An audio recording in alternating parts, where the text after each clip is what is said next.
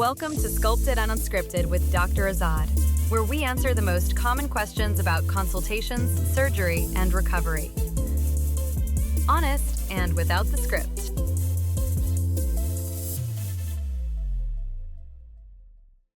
Hi everyone, welcome to another episode of Sculpted and Unscripted. I hope everyone had a great weekend. Again, I certainly did. I was at the Baker Gordon Aesthetic Conference. It was amazing. Just for some of our audience who don't know about Baker Gordon is one of the most prestigious, was one of the most prestigious aesthetic conference.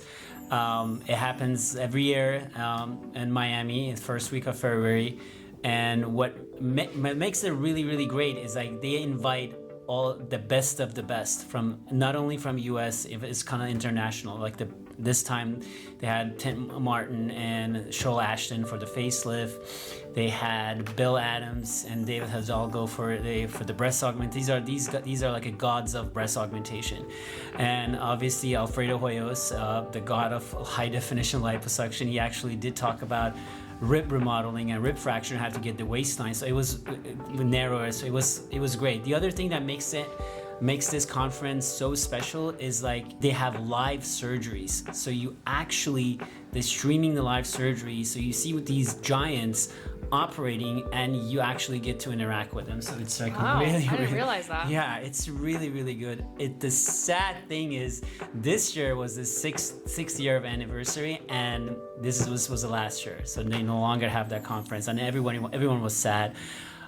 They did say that they may follow through online thing with some videos, but we'll see. Anyways, such as life. It also is a good place to meet your colleagues. Just know about what they're doing. It's always a great conference. Anyways, today what I want to talk about is another common operation that I do in my practice, and that's a secondary breast augmentation. So what is a secondary breast augmentation?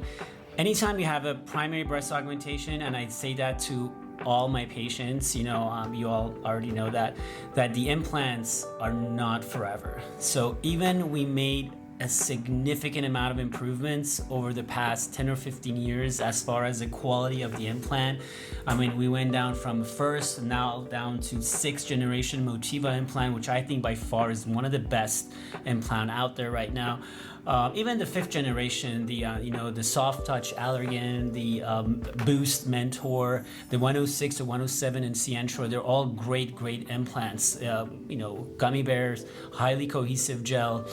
But again, even with all these improvement, implants are not forever. It's like having imagine you're having a Ferrari or Lamborghini. I mean, even though the engine is great, the chassis is perfect, you have a great gearbox and steering, although Ferrari needs to work on the steering sometimes, is that you have to service the car every year. I mean, if you don't do it, they're gonna have problems. The good news is you don't have to service your implants every year, but you have to do it every 10 or 15 years. So that's the good thing. I love that analogy. So today I want to talk about that, and I want to just talk about a patient that had an augmentation, let's say 10 or 15 years ago, and everything went great. There's nothing wrong with it, because there are other secondary augmentation that you do for capsular contracture or malposition or other different things that could happen with the implant. We'll talk about that in another session, but today is just for someone who had an augmentation, no problem, no issues, but now you're at that 10 or 15 year mark. So first of all, if you have a saline implants, and I say that all the time, if you have a saline implants and is past 10-year mark, please contact us, come here so I can help you, we can switch it, because when it comes to the saline implant, the question is not if it's gonna rupture, is when it's gonna rupture. And I think I already talked about that. Once a saline implant rupture, unfortunately, it becomes much harder to create symmetry because the implant completely collapses, and then the scar tissue around it collapse. So it's gonna be so hard, because you're gonna have to work so much work on one breast to mitigate the scar tissue on one side versus the other. So it's gonna be hard to form to create a symmetry. So I always say, if you have a saline implant, please come. If you have one of these older generation silicone implants, like 3rd or 4th, that the gel was not a gummy bear, it wasn't cohesive, it was liquid gel, then definitely when you pass your 10-year mark, please come in, because again, once those ruptures, it gets everywhere. and once that gets everywhere, it's extremely hard to extract all the particles of silicone because some of them are microscopic. But if you have these 5th or 6th generation implants, you know, I mean, 6th generation is brand new, the Motiva, but like the 5th generation Allergan, Ciantro or Mentor, then those, I think, you know, even though the warranty is for 10 years, but I think you have more room, anywhere between 10 or 15 years to come back and switch it.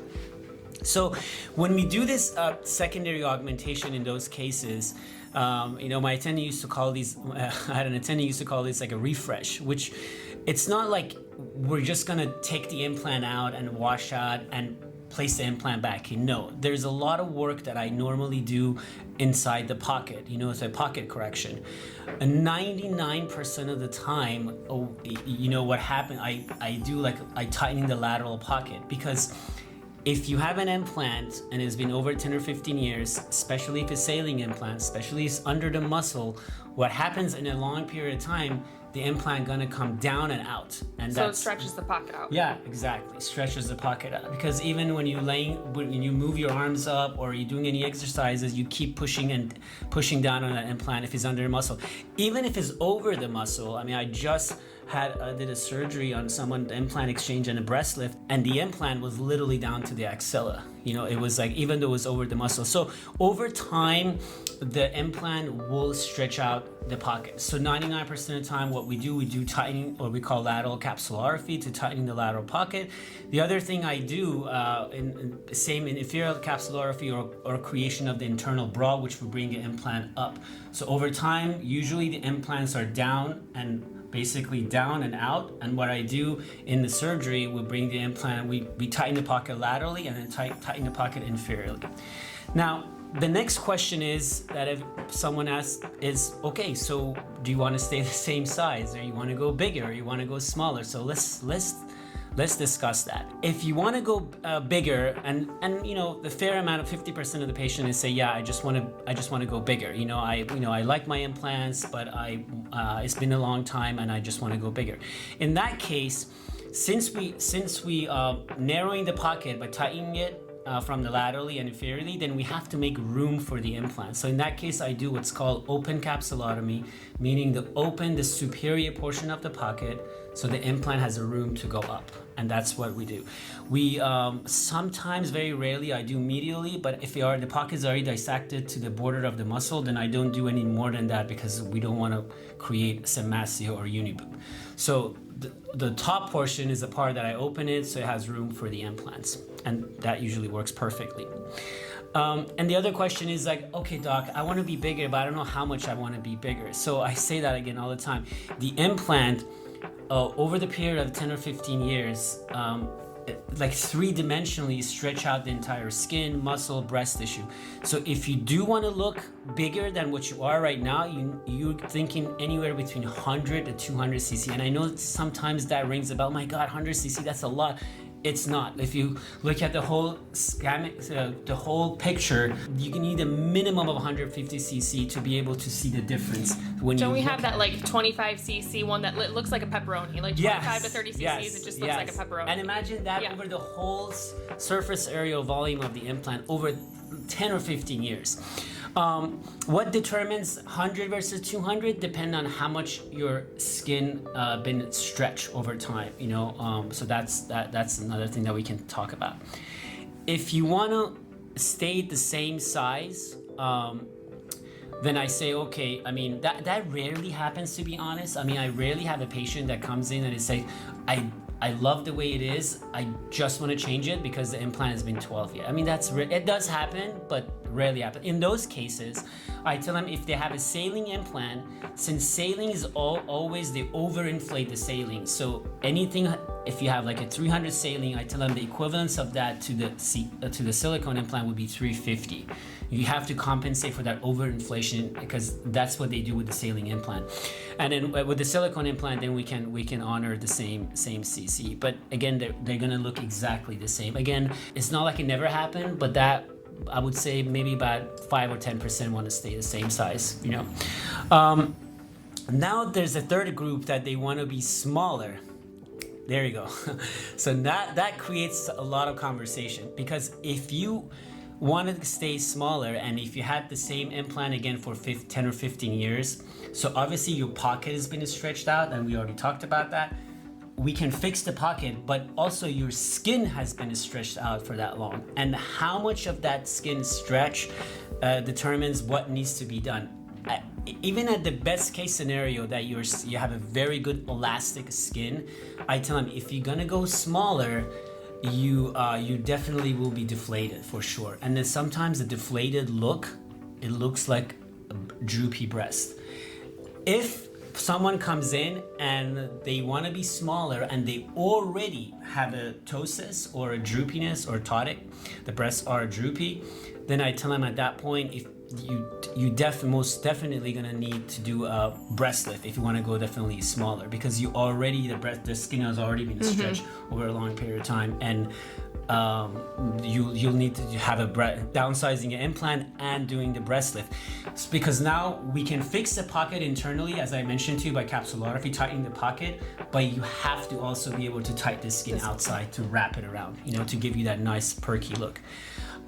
Having said that, again, my job as a physician, I always think is to educate my patients, to tell them like what they're gonna get and kind of open their eyes with this procedure. This is what they're gonna get. But at the end of the day, you as a patient have a lot of say to this. If you come in my office and say, I know my breasts are droopy, I'm happy, but it's been a 10-year mark and I just wanna change it. I definitely don't wanna have a lift. I'm happy the way you look. Then no problem. But my job is basically to educate you on that. Okay. The other thing I wanted to mention, what makes breast augmentation very satisfactory. Obviously, you have to know what you're doing. You have to have a good surgeon, good techniques and everything. But it has a lot to do with the skin.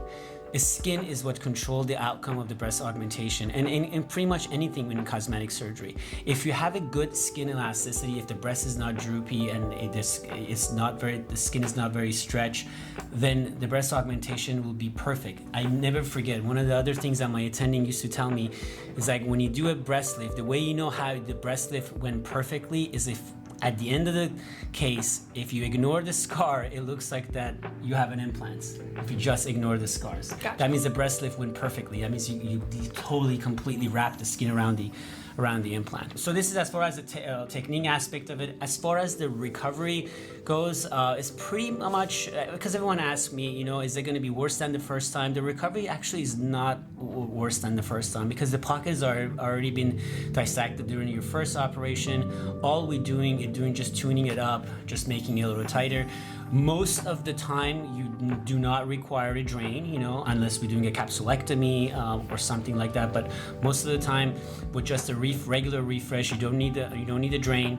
The recovery will be again a day or two. But as I always say, you can't do any heavy lifting or strenuous activity for about just from like hearing from patients when they come in the office, they always say the secondary augmentation, the recovery is easier, because I think also mentally they know what to expect too, so they're not in shock. Exactly. But again, so if you're out there and if you have your implants but have been over 10 or 15 years, please contact us so we can help you. And again, if you haven't already, please subscribe to our channel. Please press the like button, write a comment so I know what I talk about next time. And share with friends. Yes, exactly. Have a wonderful day. We'll see you next time. Thanks for joining us for Sculpted and Unscripted with Dr. Azad. Join us next time for another exciting episode.